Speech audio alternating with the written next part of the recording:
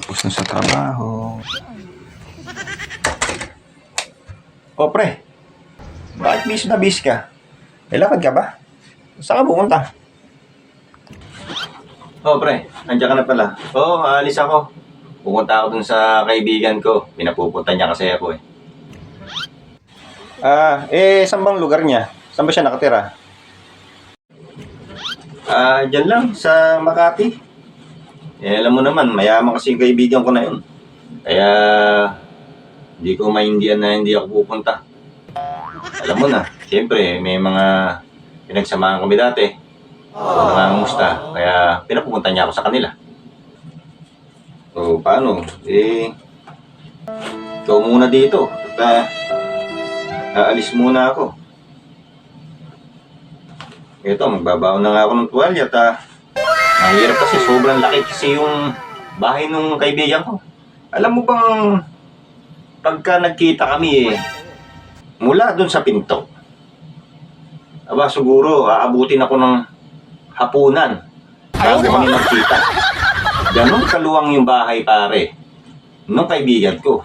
Kaya itong dala kong tuwalya, pamunas ko lang to ng pawis kasi pagka panyo lang nako, baka magpalipit pa ako ng panyo. Pagka yung dalawa, kaya ito na dinala ko pare para sigurado. Ganon kasi kalaki yung bahay nung kaibigan ko na yun. Ano? Ganon? Ang yaman naman ng kaibigan mo. Ang laki pala ng bahay niya. Ano ba pare yung trabaho ng kaibigan mo na yun? At sobrang laki naman ng bahay niya. Ano siya pre? Kapitan siya ng barko, seaman. Di ba, alam mo naman yung mga kapitan ng barko, 2,000 yung sinusweldo niya kada buwan. O ganun. Kaya siya nakabili ng malaking bahay at saka ng mga sasakyan. Napag-aaral niya sa mga university yung mga anak niya. Ganun. Siyempre, iba yung kapitan Kapitan ng barko yan Kaya ganun. Sobrang laki nung pinagawa niyang bahay. Kaya naman pala pare. Nakapagpapagawa nga ng malaking bahay yung kaibigan mo kasi kapitan naman pala siya ng barko. Laki kaya ng sweldo ng kapitan ng barko. Biruin mo pare. Sabi mo, magmula sa may pinto.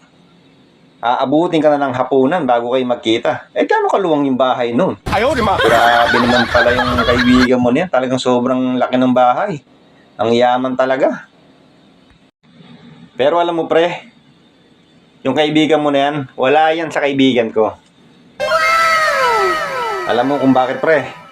Kasi yung kaibigan ko, sobrang yaman niya. Biruin mo napupunta ako sa kanya nun. Halos hindi kami magkita. Pag pumapasyal ako sa kanya, hindi man lang ako nilalabas. Ganong kalayo, ganong kaluwang ang bahay nung kaibigan ko na yun. Yun nga lang, sa kinasamaang palad, hindi na siya naglalabas kasi ngayon ng bahay. Kaya pag pupunta ako sa kanya, hindi niya na ako dinadalaw. Pero alam mo kasi, hindi ko naman alam na ganun yung trabaho niya. Kaya buti na lang din. At hindi na ako nagpupunta sa kanya ngayon. Tsaka isa pa, kahirap naman niya kasing puntahan Sabi ko nga, pag nagpupunta ako sa kanya, hindi man lang niya ako nilalabas. Ganun kasi kaluwang yung bahay niya. Sobrang laki talaga pare. Hindi ko alam kung ilang hektarya yung bahay niya na yun.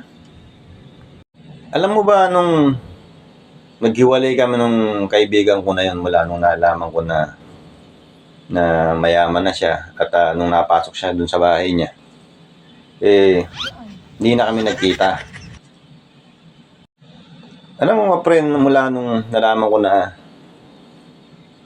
nag-iba na siya ng landas, hindi na siya namamansin ngayon kasi nga, di ba, mayaman na siya. Mayroon na siyang malaking bahay.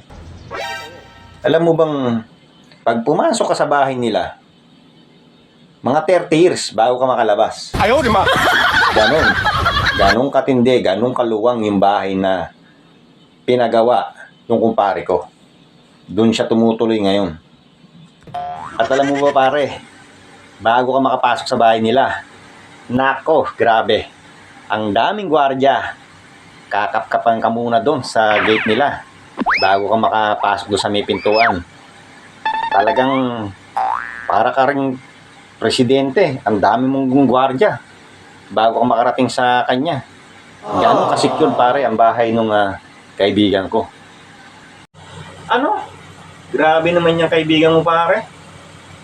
Ang duwang ng bahay, tinalo yung kaibigan ko Biruin mo, halos 30 years bago ka makalabas ng bahay nila.